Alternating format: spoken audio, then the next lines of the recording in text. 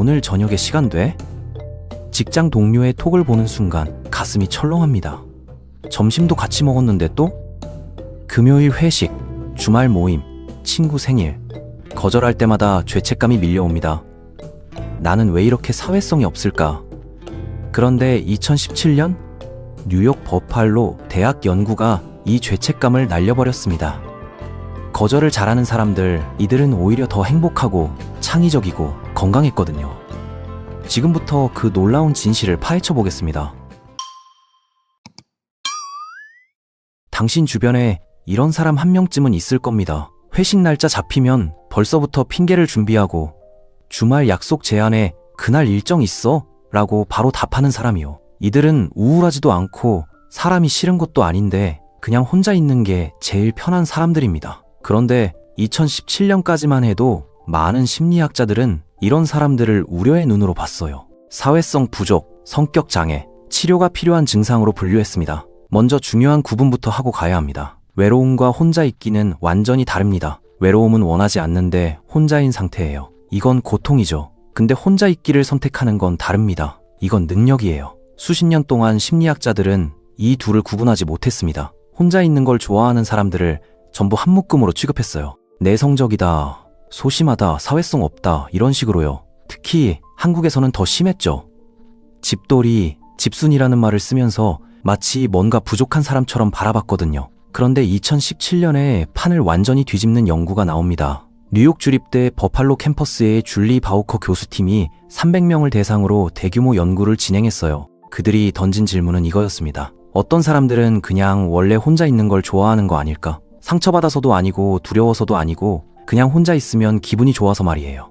연구팀은 사회적 위축을 3가지로 분류했습니다. 첫째는 수줍음 기반 회피, 사람이 무서워서 피하는 거예요. 둘째는 불안 기반 회피, 관계에서 상처받을까봐 거리를 두는 겁니다. 그리고 셋째가 비사교성입니다. 이건 두려움도 불안도 아니에요. 그냥 혼자 있는 게 편하고 좋은 거죠. 마치 어떤 사람은 매운 음식을 좋아하고 어떤 사람은 안 좋아하는 것처럼 말입니다. 그리고 놀라운 결과가 나왔어요. 비사교성 그룹은 수줍음이나 불안 그룹과 완전히 달랐습니다. 이들은 우울하지 않았고 불안 수치도 정상이었고 오히려 창의성 테스트에서 월등히 높은 점수를 받았어요. 연구진조차 놀란 결과였죠. 지금까지 우리가 문제라고 생각했던 게 실제로는 강점이었던 겁니다. 자, 그럼 이제 핵심으로 들어가 보겠습니다. 혼자 있는 걸 진짜 좋아하는 사람들의 뇌에서는 실제로 뭔가 다른 일이 벌어져요. 코넬 대학의 리처드 디필 교수 연구팀이 이걸 증명했습니다. 2013년에 발표된 이 연구는 뇌과학계를 흔들었어요.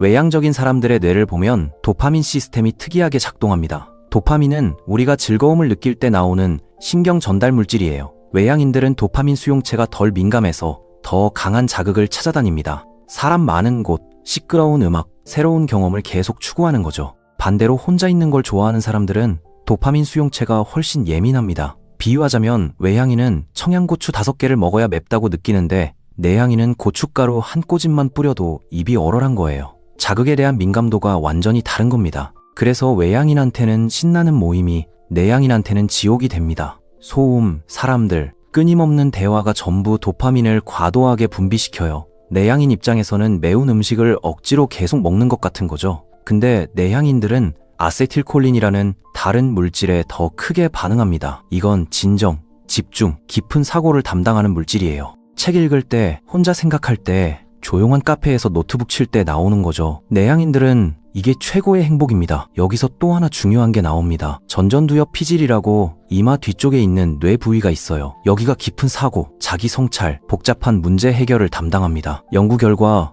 혼자 있을 때 이 부위가 엄청나게 활성화돼요. 그냥 멍 때리고 있는 것 같아도 뇌는 미친 듯이 돌아가고 있는 겁니다. 생각을 정리하고 아이디어를 연결하고 창의적 해결책을 찾고 있는 거예요. 실제로 창의성 연구들이 이걸 증명합니다. 하버드 경영대학원의 연구를 보면 획기적인 아이디어의 72%가 혼자 있을 때 나온다고 해요. 브레인스토밍 회의? 거기서 나온 아이디어는 대부분 평범합니다. 진짜 혁신은 샤워하다가, 산책하다가, 새벽 3시에 잠 안 올 때 튀어나와요. 아인슈타인이 상대성 이론의 핵심 아이디어를 발전시킨 건 특허청에서 일하며 짬짬이 연구할 때였습니다. 뉴턴이 만유인력을 발견한 건 시골집에 혼자 있을 때였어요. 작가 버지니아 울프는 아예 나만의 방이라는 에세이를 썼죠. 여성이 창작하려면 혼자만의 공간과 시간이 절대적으로 필요하다고요. 시인 마야 안젤루는 집이 있는데도 호텔방을 따로 빌려서 거기서 글을 썼습니다. 왜? 완전한 고독이 필요했으니까요. 한국으로 돌아와 볼까요?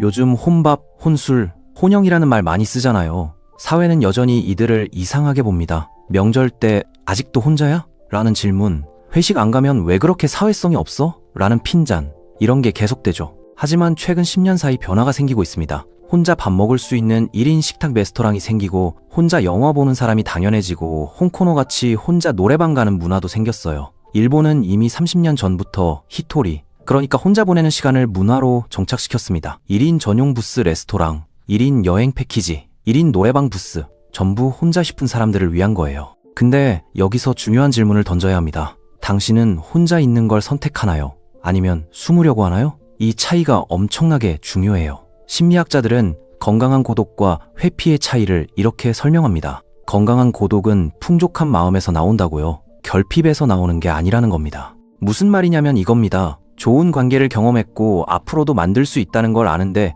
지금은 혼자 있고 싶은 거, 이게 건강한 비사교성이에요. 근데 거절당할까봐 무서워서, 상처받을까봐 두려워서, 관계 자체가 힘들어서 피하는 거, 이건 회피입니다. 둘은 완전히 달라요. 스스로한테 물어보세요. 왜 혼자 있고 싶어? 만약 답이 에너지 충전하려고, 내 생각 정리하려고, 뭔가 만들고 싶어서 이런 거라면 건강한 비사교성입니다. 근데 사람들이 날 싫어할 것 같아서, 실수할까봐, 관계가 너무 피곤해서 이런 답이 나온다면 좀 다른 문제일 수 있어요. 잘못됐다는 게 아니라 누군가랑 얘기해 볼 필요가 있다는 겁니다. 건강한 비사교성을 가진 사람들은 뭔가를 깨달았어요.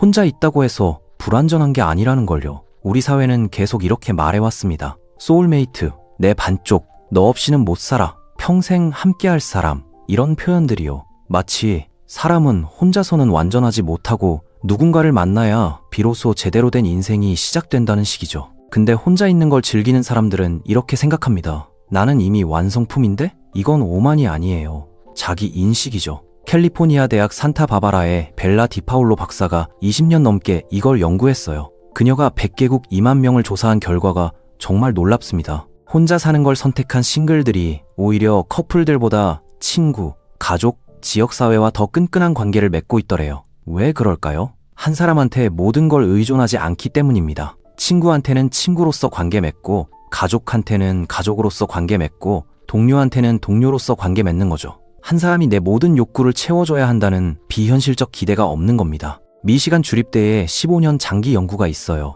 독일의 2만 4천 명을 추적 조사했는데요. 결혼 전에 행복했던 사람은 결혼 후에도 행복했고, 결혼 전에 불행했던 사람은 결혼 후에도 불행했습니다. 관계가 당신을 행복하게 만드는 게 아닙니다. 당신이 이미 행복해야 관계도 행복한 거예요. 요즘 같은 시대에 이건 더욱 중요합니다. 우리는 24시간 연결되어 있어야 하는 시대를 살잖아요. 카톡 안 읽으면 왜 안 읽어? 전화 안 받으면 무슨 일 있어? SNS 안 올리면 혹시 우울해? 이런 압박이 계속됩니다. 근데 생각해보세요. 진정으로 혼자만의 시간을 즐길 수 있는 능력, 이게 요즘 시대에는 오히려 희귀한 능력이에요. 끊임없는 자극 없이도 자기 자신과 편하게 있을 수 있는 사람, 생각할 시간과 공간을 스스로 만들 수 있는 사람, 관계와 집착의 차이를 아는 사람, 이런 사람들이 사회에 꼭 필요합니다. 다만 한 가지 조심해야 할 게 있어요. 선호를 방어 기제랑 착각하면 안 됩니다. 스스로한테 솔직하게 물어보세요. 원하면 사람들과 관계 맺을 수 있나? 믿을 수 있는 사람들이 있나? 혼자 있는 쪽으로 가는 건가 아니면 관계에서 도망치는 건가?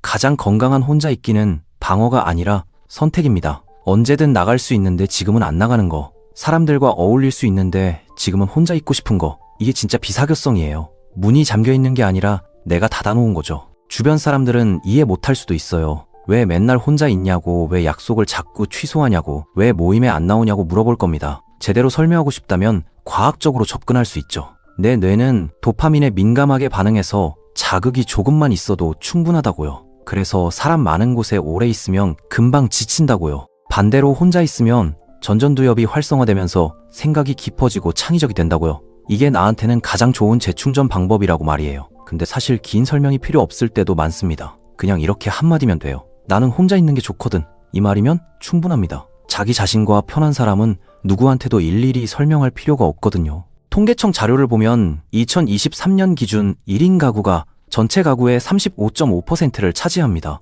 2015년에는 27.2%였는데 불과 8년 만에 8%포인트나 증가한 거예요. 특히 1인 가구를 선택한 이유 중 혼자 살고 싶어서 라는 답변이 14.3%나 됩니다. 사회가 변하고 있습니다. 혼자 있는 걸 선택하는 사람들이 늘어나고 이게 이상한 게 아니라는 인식이 퍼지고 있어요. 하지만 여전히 갈 길이 멉니다. 직장에서는 혼자 점심 먹으면 이상한 사람 취급받고 명절 때는 결혼 안 한 거에 대해 해명해야 하고 금요일 밤 집에 있으면 할 일 없어 라는 말 듣죠. 이 모든 게 혼자 있기를 좋아하는 사람들한테는 스트레스입니다. 그래서 목소리를 내야 해요. 혼자 있는 게 좋다고. 이게 문제가 아니라 선택이라고.